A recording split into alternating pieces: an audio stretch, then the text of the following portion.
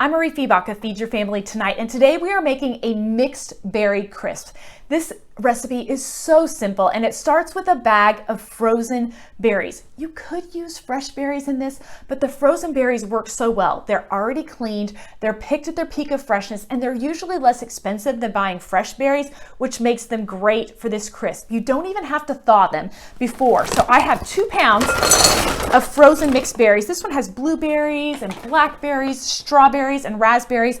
To that, I'm going to add a 1/4 cup of all-purpose flour. These berries are going to exude a lot of liquid as they heat up in the oven, and you want to absorb some of that liquid so you don't end up with a soggy crisp. A 1/2 cup of regular sugar and a 1/2 teaspoon of salt that just adds a little bit of balance to the sweetness. And then 1 teaspoon of almond extract. This almond extract is kind of going to give it a depth of flavor, and it really adds to this crisp. What you want to do is you just want to mix the berries with these ingredients. You're going to actually kind of just coat them in the flour and the sugar, and then you're going to add them to an 8-inch square baking dish. So I have my baking dish here, and I'm going to add the berries to the baking dish. You're going to have a little bit extra of the flour and the sugar, and you're just going to sprinkle that on top. It's going to thicken as the berries begin to thaw and heat and cook in the oven.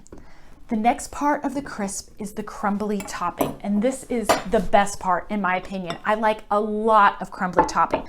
I have a 1/2 cup of softened butter. You want it to be at room temperature. A 1/2 cup of all-purpose flour, a 1/2 cup of sugar, 1/2 teaspoon of salt, and then I'm going to add a teaspoon of cardamom. Cardamom is a warm spice that you can find in the spice aisle. It isn't quite as distinctive as cinnamon, but it adds a little bit of a depth of flavor.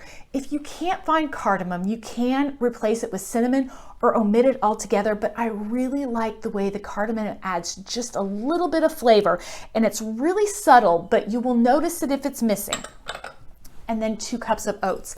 The best tool for making crumble is to use your hands. So my hands are going to get a little messy here, but you really want to get in and just squeeze the crumble ingredients together until they start coming together into clumps. And it really only takes a moment to do that, but you want that butter to coat all of that flour and to coat the oats, and it's going to start coming together. You see how it's starting to come together in clumps? That's when you know that you have this crumble about where you want to put on top of the berries that have been mixed with the sugar and the almond extract. This gets really, really full in an 8-inch pan, but those berries are going to shrink as they cook, so you want it really full. Otherwise, it's going to be kind of thin, and you don't want a thin piece of crisp.